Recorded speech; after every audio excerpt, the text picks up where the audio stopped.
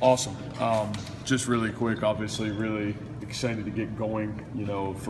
First 2 days here, really not truly in camp. I say camp really starts when you put pads on, but great to have our football team back and kind of starting practice and getting ourselves going. So, reports of just things you guys will be interested in. Camilo Tongamoya will be here, not here yet. He is finishing up classes. That's not a shock to anybody. We kind of knew this was a situation that he had to finish up some classes late. Those finish later on this week. Expect him to be with us sometime this week.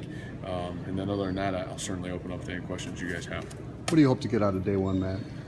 I think the biggest thing is just getting our guys back together. The NCAA allows us so much more time with our football players with our summer rules, and our kids have been here all summer long. Our summer was really thought process on, attention to detail. We hardly did any team activities, which it kind of prohibits you from doing anyways with the ball. But all of our work was on individual techniques and how do we do those little things that it takes for us to be successful in the heat of the moment. So now you can start talking a little bit about scheme and how we display certain people on the field and put ourselves in position to be successful. After Johnny Lang play this year? Oh my goodness. Yeah, too early, way too early. Johnny hasn't even practiced yet. Practices this afternoon. I think the thing that I really like about Johnny is Johnny shows that the two qualities that you want in a skill player is he can really run. Probably, first, second fastest guy on our football team, and he's built really sturdily. He's shown that, he's got the abilities. He's high on lifting. He came in, tested really well. He ran really well. All things that you look for, that skill set. But until we put pads on, see him, in action, it'll be fun to see. But really an exciting skill player that we're all excited about. How's Matt Leo adapted so far? Yeah, really good. Matter of fact, went home to Australia for the first time in about a year and a half. Just got back yesterday, and great to have him back with us. We're excited, healthy. Got through that spring acclimation piece that we tried to get him through. I thought it was a really good plan, and excited for him to really get into really needed reps that he'll need all fall.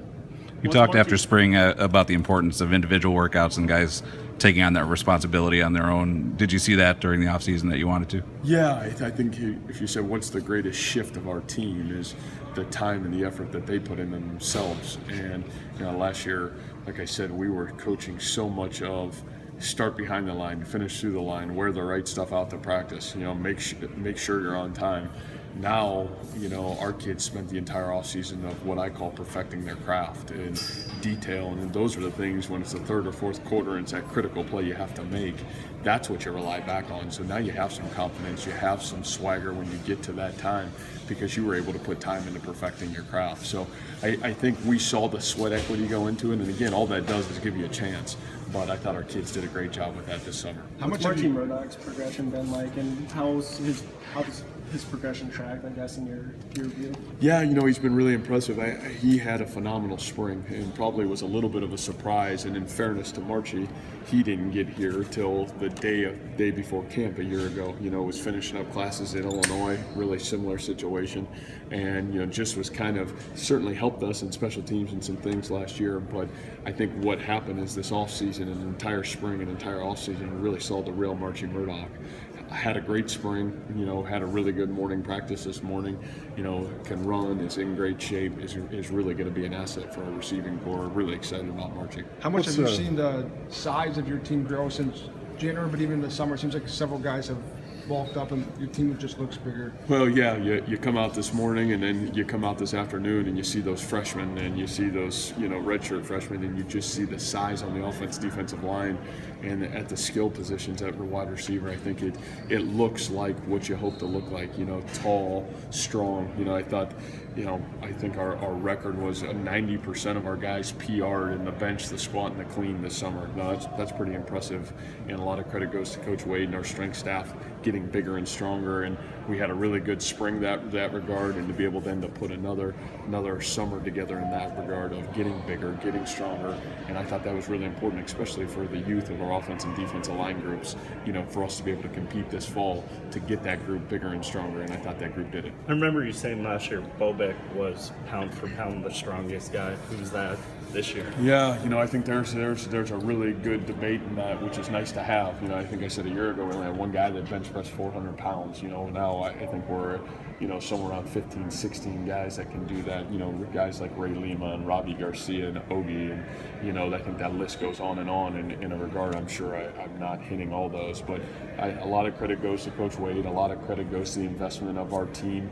I think the Coach Hillman coming involved with our nutrition plan and all those things. I think really our kids did a great job of taking advantage of all that, and there's certainly been great growth in those areas. How much will you throw at Chase Allen? Yeah. And how quickly will it come? Yeah, I just think, I think the biggest thing for him is his development, and there's so much competition between tight end, our skill players, our running backs of ball, and there's only one. And the nice thing is that sometimes the defense dictates it when you certainly have guys that are capable at every position that dictate or the defense dictates where that ball goes. And so I think that's the one thing we're really excited about is having Chase and certainly Sam Harms and some guys that are capable at that tight end position now to not only block and create edges for us in the run game, but also be threats for us in the passing game when people leave the middle of the field open. So I think guys that we certainly have to respect, and we're really excited about their growth. What's his learning curve? I mean, how much can he handle so fast, and how do you know when you're in information overload with him? Well, I think that's one of the really unique things about Chase, and it's again when you go to recruit and you talk about guys that have a great understanding for the game, and certainly Chase's background with his father and growing up as a football coach's son, you have, I think, a learning curve that's a lot faster than maybe the common player. So I think Chase has always shown that, really did a year ago too, and was trajectory was to play if he wouldn't have probably gotten hurt, and certainly gotten sick even after getting hurt. So I think what Chase was able to do was to take that time, and instead of being frustrated not playing, was say, how can I continue to learn and grow in this offense, so when I do have my opportunity, my learning curve is even shorter than it would be. So he's really done a great job. I really look forward to Chase because I think he can be a great asset in what we do offensively. Did you guys open camp with that quarterback battle still going on, or somebody kind of moved into that number 2 spot? Yeah. No, I think it's wide open, and I think that's going to be a really fun battle for us to watch. I think it's absolutely critical to our success. Having that guy that's number 2. I think the nice thing is we feel really confident in those two guys. It's great to see Zeb back out there, full go today, even ran a ball, which was really good to see, giving him some confidence.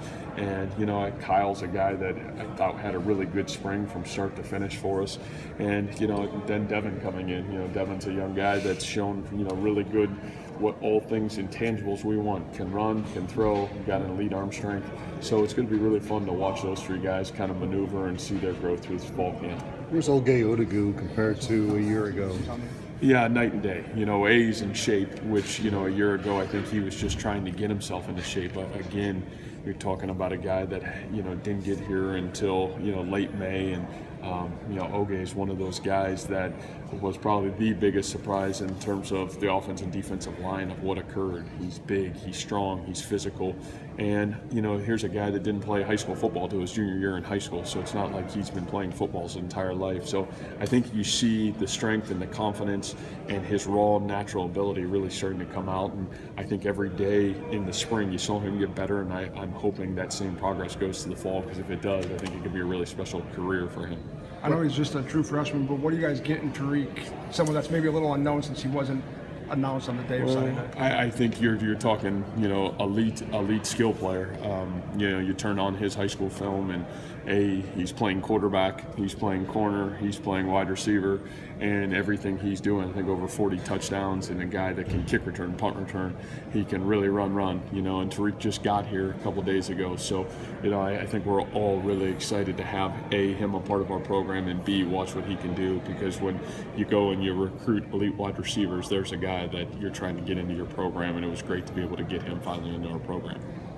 When you look at tandem of Montgomery and Warren, what have those guys done to, I guess, deepen their relationship, both as competitors but also as teammates, kind of cheering each other on? Yeah, I really give both of them credit, and I think this is hopefully a reflection of where our culture and our program is really growing. Is here's 2 guys that are competing for playing time, There was obviously, it was, certainly it was a storyline last football season in both regards. And, I think what happened was, David and Michael, I think really credit to both those guys. Now, not only are they teammates, but they're almost best friends. They're inseparable. And that really started from when we came back in the winter. And, a lot of credit goes to both those guys. Michael to, have a little bit of the humility to take David in and accept him. And then David having the willingness to say, hey, listen, let's work at this thing together. And both those guys have been really, really fun to watch. I think what they've done is pushed each other, but yet they're there for each other off the field. And